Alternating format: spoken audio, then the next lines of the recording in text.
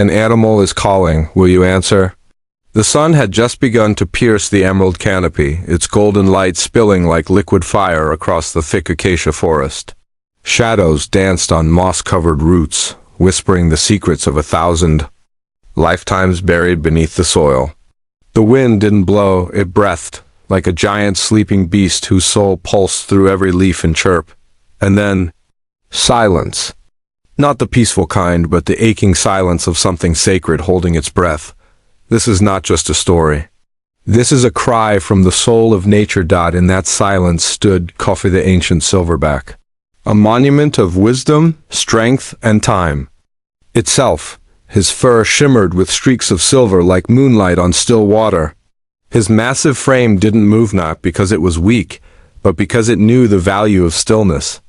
Around him, life moved, mothers cradled newborns, juveniles played under the hanging vines, but Kofi remained the guardian of it all, carved from the forest's oldest heartbeat, yet even the king of the jungle carries the weight of years.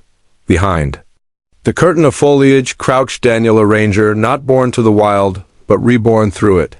He wasn't just watching animals. He was listening for truths. Each breath Kofi took was a verse in the gospel of animal and humanity, and as Daniel scribbled into his weather-worn notebook, he felt it, the quiet unraveling of peace. Kofi still holds the forest, he wrote, but the weight of time is carving cracks in his armor. He paused, underlined, "Watch Tamu, the smallest gorilla, the boldest soul." The spark of a future not yet written, because the wild doesn't warn twice. Humans are waiting. Prepare yourself for the wild to change your heart. It began with the flicker of lime green, the blur of a tiny lizard darting across a sun-warmed root. Tamu, eyes full of fire and wonder, followed without thought, as if destiny had whispered his name and he'd answered without knowing why. The young gorilla moved through the brush like a shadow, silent, fearless, and unseen. No one noticed, but Kofi did, his heavy head lifted, nostrils flaring, ancient eyes sweeping across his troop. There an absence, not just empty space, but silence where a laugh should have been. He didn't roar, he moved. Like a storm, like a prophecy, the forest obeyed, birds hushed, cicadas stilled. Even the wind dared not speak. Daniel froze. This wasn't instinct, it was something deeper, a covenant.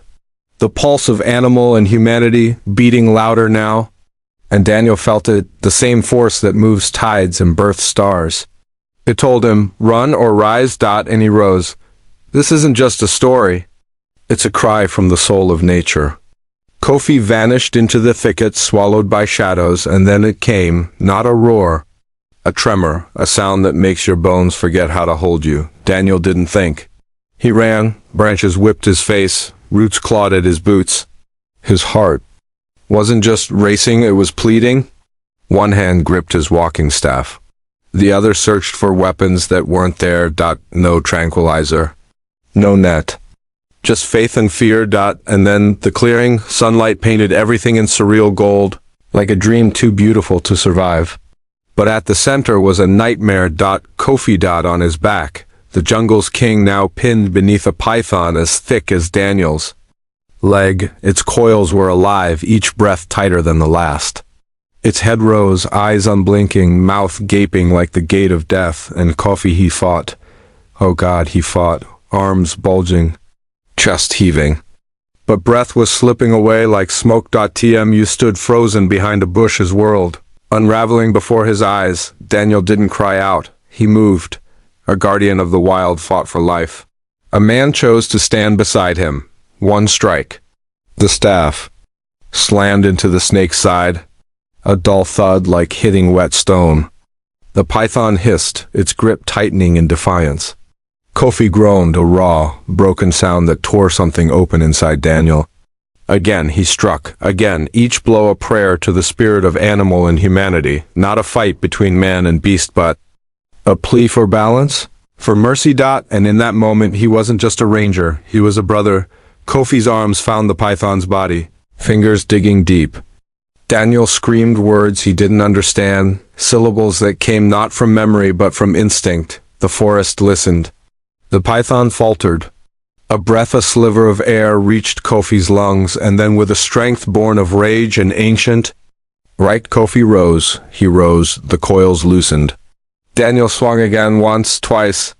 The python hissed, uncoiled, and slithered away like a curse retreating into the underworld. Silence fell, not death, but deliverance, because when a human and animal bleed together, the forest remembers.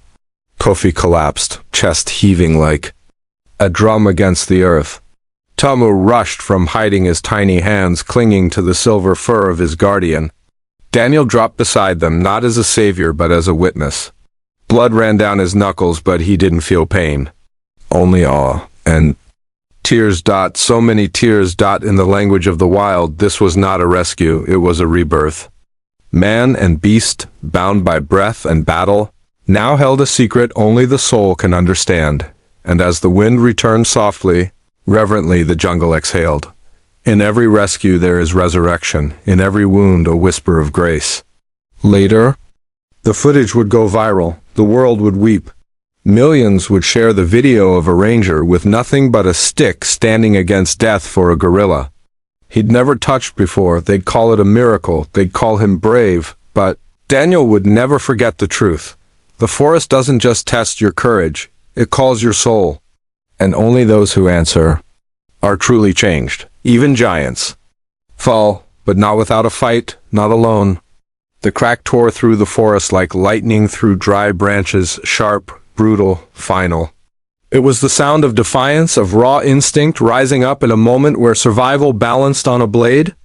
The python's hiss turned shrill, no longer the cold, calculating predator, but a creature suddenly unsure, defensive. Kofi's eyes flared open, not with panic, but with will, that ancient will etched deep into the bones of every guardian of the wild. His massive hands, bruised and trembling, grasped the serpent's neck with a ferocity that could only come from love. The love of a protector fighting for his family, and for a second, the python flinched a dot, its coils loosened not much, but enough. Daniel saw the opening. Without hesitation, he jammed the staff into the vulnerable gap beneath the loosened loop. With every ounce of strength left in his limbs and soul, he pried. There was no grace in it, no perfect technique, just desperation and determination. Kofi pushed. Daniel pulled. And the final coil gave way, snapping. Loose with a fury born of agony, the python recoiled like a thunderclap. Its body rippled like a disturbed river, crashing back across the clearing and vanishing into the underbrush with a rustle and a hiss. Gone, but not forgotten. And then silence. Not the cold silence of loss, but the breathless stillness that follows. Salvation. Dust hung like gold mist in the shafts of broken sunlight. Daniel collapsed to one knee beside Kofi, sweat soaking his uniform, blood caked on his hands. He reached out, his palm finding the rough rise and fall of the silverback's chest. Faint, but steady, a breath, one breath. It was enough. Relief didn't come gently. It hit Daniel like a roar from the heavens. He let out a long, shuddering exhale as the weight of what had just happened sank into his bones. The forest held its breath. The world had tilted, and then righted itself again. Kofi was alive, and so was the bond between animal and humanity. When the wild bleeds with you, you are no longer a stranger, you're part of the story. Daniel crouched low, his hand resting gently on Kofi's shoulder, dust and sweat gluing his shirt to his back. Kofi's eyelids fluttered, not with fear, but fatigue. His breath rasped like wind through broken trees. He didn't move, not yet, but the fight had not broken him. He was still Kofi, still the king, like the last tree standing on a storm-torn plain. And then, a rustle in the brush. Udo, tiny, trembling, brave beyond belief. The young gorilla crept forward, chirping softly like a child asking permission to cry. His small fingers reached out and touched Kofi's massive hand. No words, no sound.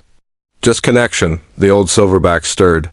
His head lifted barely, but it was enough. One by one, the branches parted. The troop returned. Mothers held their young tighter. The juveniles stopped moving. All eyes were wide.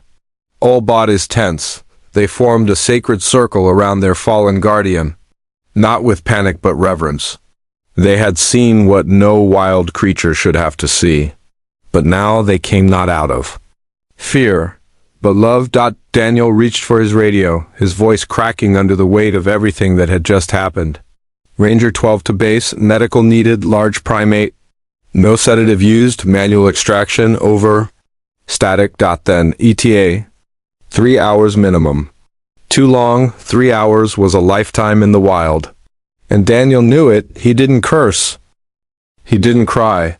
He acted. He scouted the perimeter, found a hollow basin filled with rainwater, soaked a cloth, returned to Kofi's side.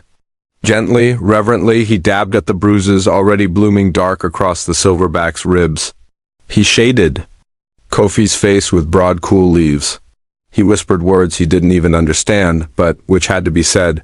"You did it, old man. You still protect, even now." Kofi blinked, slowly. He knew. Tamu curled up against his side, clutching silver fur like it was the only thing holding the world together.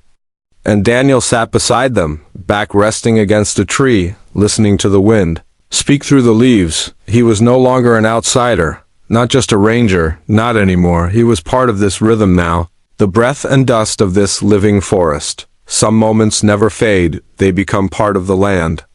At the outpost, weeks later, the walls were cluttered with maps, warnings, sightings, but pinned dead center was a single photograph.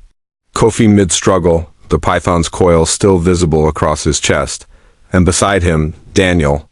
Staff raised, eyes burning with purpose. The senior officers listened to his report. His voice trembled only once. He was still protecting, even as the air left his lungs. Silence followed. Then a nod. A logbook opened. Recommend commendation. But Daniel never heard it because he wasn't there for praise. He was already back in the field, not under orders. Not for duty, but because something in the wild called to him now, and he answered, "In the forest, there are no medals. Only memories that echo forever." Kofi returned to patrol. He moved slower now. Age and injury weighed on his frame, but the forest still bent around him.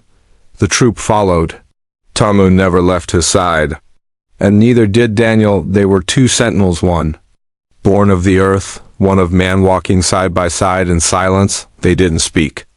They didn't need to. When Kofi passed Daniel on the trail, their eyes met, and in that look lived a promise that even giants fall, but not without a fight, and never alone, because in the world of wild things, guardians don't quit, they evolve, and sometimes they carry walking sticks. If this story moved your soul, like and subscribe for more real moments where instinct and humanity collide. Share this with someone who believes in second chances.